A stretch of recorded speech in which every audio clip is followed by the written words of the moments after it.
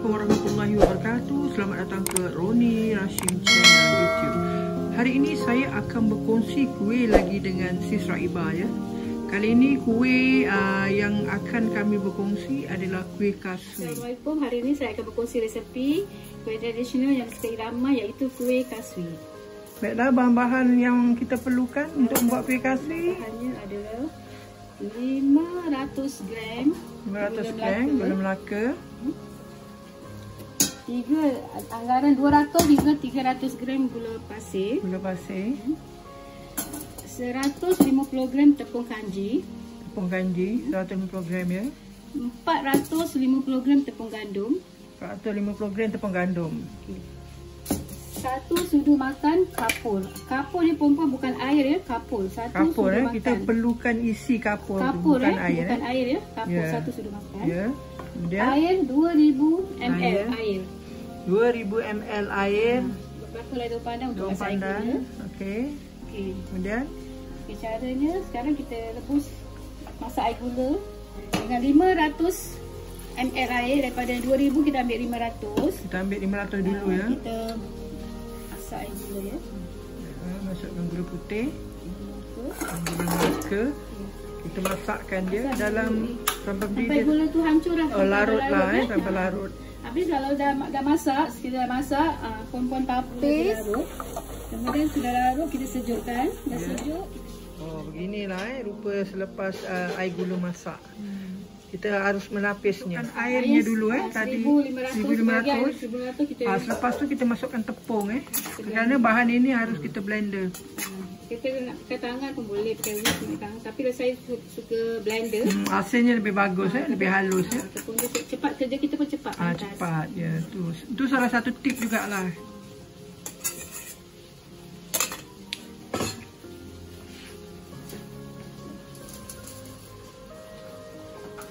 Terus di blender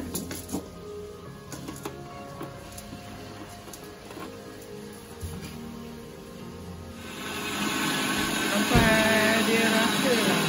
Sekejap je dalam 6 minit. Anda harus blenderkan tepung ni dalam 5 minit saja. Dia lebih cepat.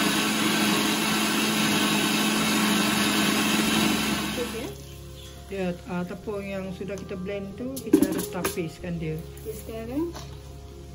Okey, sekarang apa-apa lagi bahan yang diperlukan? Air yang baki tadi kita taruh sedikit. Taruh sedikit saja. Kita blendkan dengan 1 sudu makan kapur. Oh, kapur harus di blend. Sebab saya lebih suka blend kapur. Dia halus. Kalau tak blend kita kesankan whisk je. Bila kita tapis dia tak hancur. Dia tak larut lah. Dia tak larut betul. Nanti bila kita makan terasa kapur dia. Kapur tak hancur. Lepas tu saya suka blend. Ya, itu juga kalau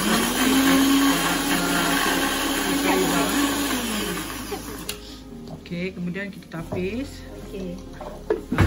Yang 150 gram ni, kita jangan blend je perempuan.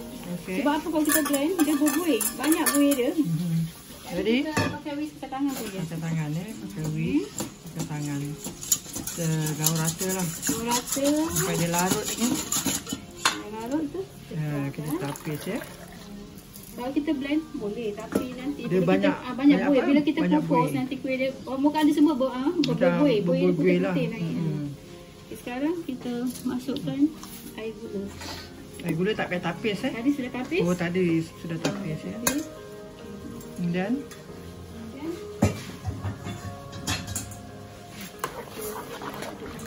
kacau rata. Ini kalanya kan macam pucat ya kawan. Kita boleh gunakan perwarna warna coklat sedikit. Pewarna coklat boleh warna pada kuih. Ya, sedikit saja. Sedikit, lebih kurang dalam 1 selutir boleh. Ya. Inilah hasilnya warnanya lebih gelap Mana proses sekarang yang kita tunggu ialah untuk mengukur sebentar lagi Apa selanjutnya selepas ni? Selalunya dalam satu adunan ni berapa banyak keping yang boleh kita dapat?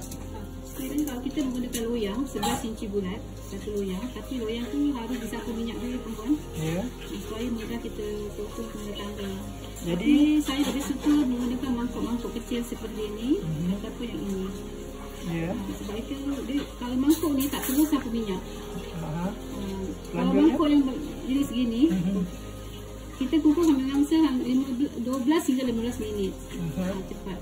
Kalau yang ini, merah di plastik ni, dia mengambil masa 17 hingga 20 minit. Kerana nampak mangkuk merah ni macam besar sikit ya. Tapi, senang tak dapat ini apa acuan-acuan ni? Senang, di Geylang ada jual. Kalau di Malaysia, kedai-kedai yang bikin kuih semua ada jual. Okey, tak ada masalah Indonesia pun saya dapat. Baiklah. Kalau kita mangkuk ni, kita boleh dapat anggaran 100 biji kuih. 100 biji kuih ya. Lumayan tu ya, muai. Yang merah ni dapat 70 saja. Masih juga muai dan lumayan ya. Sebelum kita mengukus, kita pastikan bahawa air benar-benar mendidih ya, dengan menggunakan api yang besar. Ya. Kalau api tu kecil boleh. Apinya besar. Misalnya api besar tak boleh api yang kecil. Baiklah, air sudah mendidih. Ya. Proses selanjutnya kita masukkan ke dalam acuan ya. Boleh tanya satu berapa banyak ya kukusan ni? Kukusan ni boleh mak 60 biji. 60 biji acuan lah. Jadi bermakna kita boleh mendapat dalam 60 keping kuih kasui. Kira lumayan jugalah muai. Satu adunan dapat 100 keping. Yalah. Jadi kita harus membagikan 2 kali lah. Kerana satu kukus ni cuma boleh masukkan dalam 50 keping. Tapi bergantung pada kukusan lah. Ada kukusan kecil sikit lah. Tengoklah pada kukusan ni besar dapat 60 sekali kukus. Bergantung pada kukusan ya. Tak ada masalah lah kalau kukusan anda tak ada masalah. Kukusan yang besar, anda boleh gunakan kukusan Tadi, apa yang ada lah. Gaji boleh kukus. Ya. Sekarang kita sudah masukkan kuih-kuih, masukkan dia ke dalam kukusan dengan air yang panas ya. Berapa lama untuk kita mengukus? Selama 12 minit. 12 minit, ya. Untuk memudahkan kita gunakan timing lah. Okey, kita gunakan jam ni sebagai timing. Mudah ni rupanya bila kuih yang kita kukus sudah masak dan kita harus keluarkannya ya. Dah letak ke tempatnya. Kuih pun sudah sejuk dan kita boleh mengompelnya Seterusnya saya akan Puan Raibah akan tunjukkan cara mengompel kuih. Caranya untuk mengompel kuih ni ialah dengan menggunakan pisau plastik.